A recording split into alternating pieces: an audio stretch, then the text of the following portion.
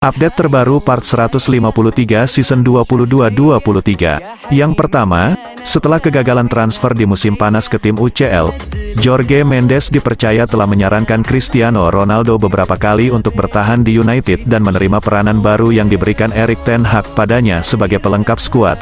Jorge Mendes merasa jika Ronaldo bertahan di Manchester dan bermain baik, kesempatan bertahan di Eropa dan bermain di UCL semusim setelahnya akan meningkat, entah dengan klub baru, atau di United, di mana klub memiliki opsi perpanjangan semusim.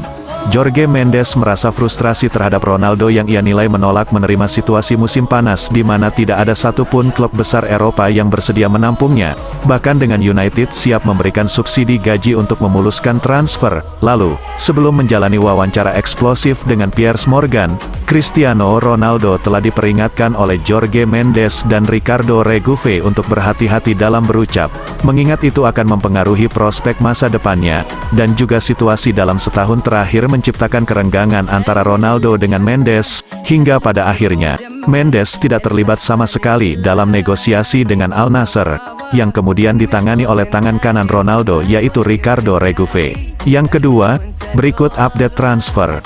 Pertama, meski bersedia menanggung gaji Joao Felix sepenuhnya jika sang pemain menjalani masa peminjaman di Manchester, dapat dipahami jika United hanya bersedia membayar 4 juta euro sebagai mahar peminjaman, sepertiga dari yang diharapkan kubu Atletico. Situasi dipercaya akan memanas dengan Joao Felix menginginkan transfer keluar untuk segera terjadi. Ia belum berlatih pasca laga menghadapi Elche dengan alasan masalah otot. Felix memiliki intensi untuk menghindari cedera yang dapat menjegal transfernya. Jorge Mendes masih bekerja di balik layar untuk menemukan formula yang pas untuk mengeluarkan Joao Felix dari Atletico. Klub Spanyol itu telah menegaskan pada sang agen jika mereka hanya akan membiarkan Felix pergi jika permintaan mereka dipenuhi. Kedua, United telah mencapai kata sepakat dengan Crystal Palace terkait Jack Butland.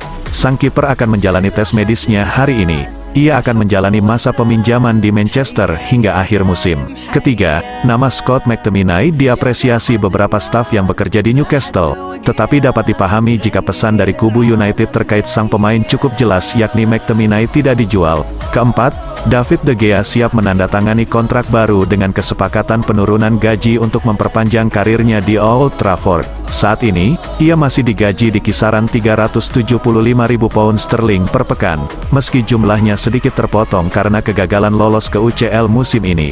Dan sekedar info, untuk soal situasi De Gea, menurut Mimin itu hanya opini dari Daker saja. Secara David memang masih ingin di United lebih lama lagi, jadi pemotongan gaji sedikit bukan masalah untuk negosiasi perpanjangan kontraknya. Oke, ini aja yang bisa gua sampaikan. Jangan lupa untuk follow ya.